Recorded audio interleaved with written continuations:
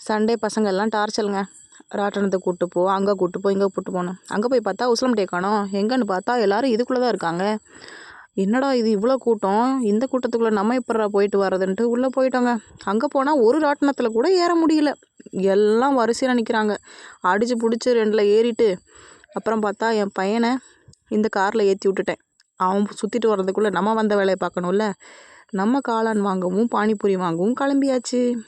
நல்லா சாப்பிட்டுட்டு அதுக்கடுத்து எதில் ஏறலான்ட்டு யோசிச்சுட்ருக்குறப்ப தான் தலைக்கு மேலே ஒரு ராட்டினம் போகுதா, அதில் ஏறினா உயிரோடு இறங்க முடியாது, தலை சுற்றியே வாந்தி வந்துடும்னுட்டு கொலாம்பஸில் ஏறிட்டாங்க.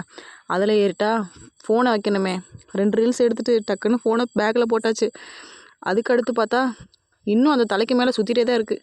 எங்கள் பாப்பா வந்துச்சு. எங்கள் பாப்பாவை கொஞ்சிட்டு லாஸ்ட்டாக அந்த ட்ராகனில் ஏறிட்டு எல்லாருக்கும் ஹாய் சொல்லிவிட்டு நம்ம டிடி கிளாத்திங் ஸ்டூடியோ ஃபேமிலிஸ் நிறைய பேர் வந்திருந்தாங்க.